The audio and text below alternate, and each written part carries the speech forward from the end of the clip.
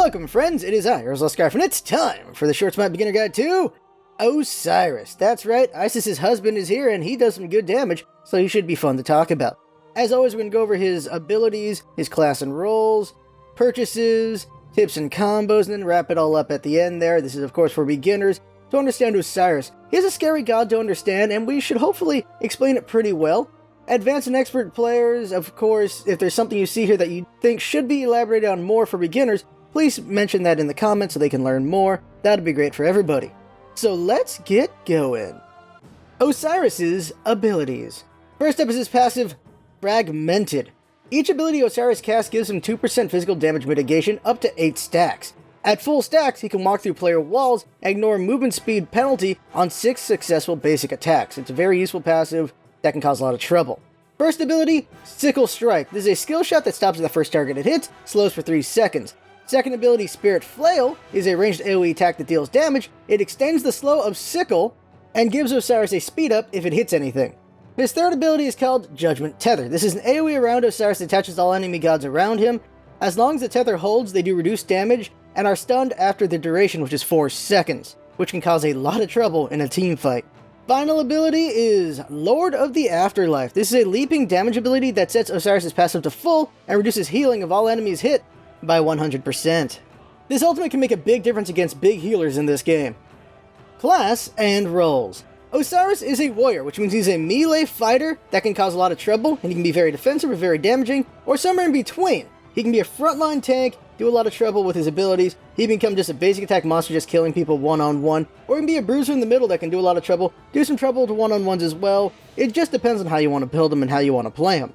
His passive and tether allow him to soak up damage and stun targets, his slow allows him to stick to high priority targets if needed, and his ultimate lets him escape, finish off, or even ruin a party's healing prospects.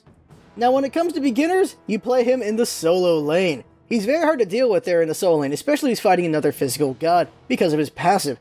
His basic attack chain leads into an AoE attack which allows him to clear waves pretty well. His second ability can also do significant damage to minions if he needs to play it safe. His one weakness, of course, is against magicals.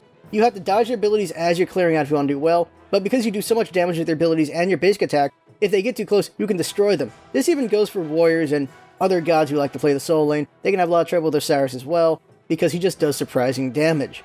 Now when it comes to team fights, you're a big nuisance. You can tether an entire team and cause them to disperse, which singles them out, or if they stick around then they get stunned and it can cause even more trouble for them.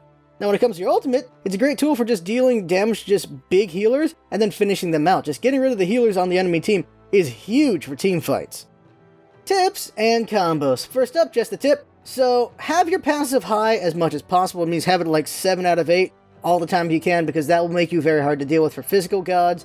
And then you can just break into your 8 whenever needed so that you can run away if you need to, or just have 6 really good basic attacks, because that's basically a hastened fatalist on you. Next tip, full passive allows you to escape or kill easier, like I just said with the hasten part, but also you can just go through walls. You can go through Ymir wall, Anhur wall, Odin wall. You can just go through walls, no problem. It's really nice. Next tip, slow is good for killing, scaring, and escaping. What I'm saying by that is you can hit someone with a slow, make them back off. You can also hit them with a slow as you're running away to make it harder for them to catch up to you, or just slow them down and kill them. Next up, AoE speed up works on anything you can hit. That means if you're running away or trying to catch up, you can hit minions to catch up to an enemy. Hit the enemy themselves. You can hit jungle camps to run away. You can use it on anything. As long as you can hit it with your 2, you can use it. Next tip, tether lets you see invisible targets. This is huge. Against Loki, tether can be used against him, and it makes you a very big problem for him, and it is fun as hell to do that. And lastly, save ultimate for escapes or dodging attacks. What I mean by that is to run away in case something goes wrong, or to dodge an attack. Like say maybe a big ultimate comes up, you can use your ultimate to go over it and then either get away or to land on an enemy god, then you can just beat them up. And of course you can also use it for anti-healing, as said before, but I just want you to keep those in mind as well.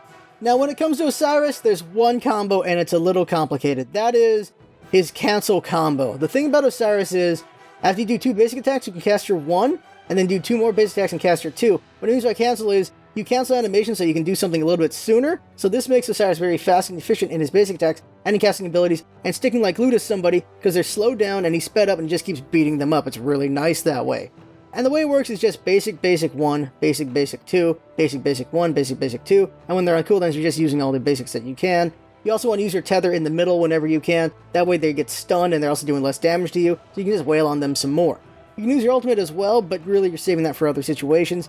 This combo allows you to kill people. It's really easy against gods who do not have escapes or just after they use an escape. Then they're just going to be dead to you, or they get slowed down long enough that your teammates can come over and get the kill if they need it. Purchases for Osiris. Now I feel like Osiris is a really good counter builder.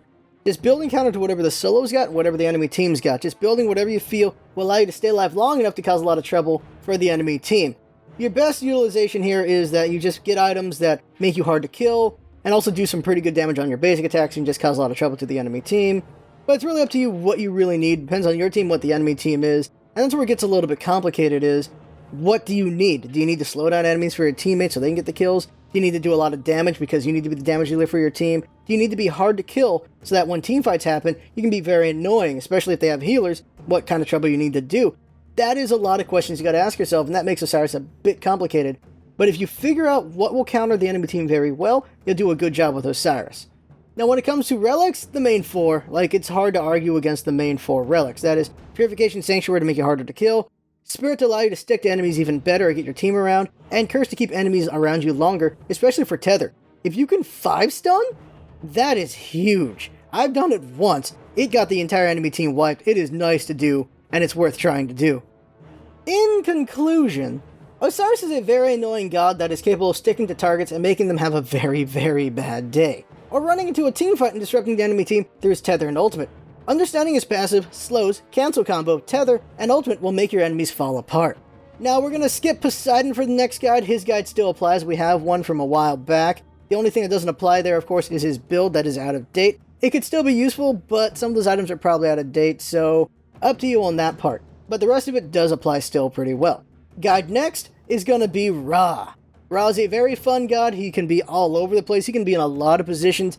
As far as what I recommend for beginners, you'll see where I say for that one, but Ra is a very good god, very solid, and he rewards skill very well. Now, as always, I recommend sharing these guides. The more knowledge everyone gets, the better it is for everybody, because then we just have more gods being played and more understanding of how to fight gods. It just works out for everyone. It just improves play in general. So there you go, that right there is the guide. I had fun making it, I hope you had fun watching it, and that's what it's all about, isn't it? Having fun. Thanks for coming by, and see you next time.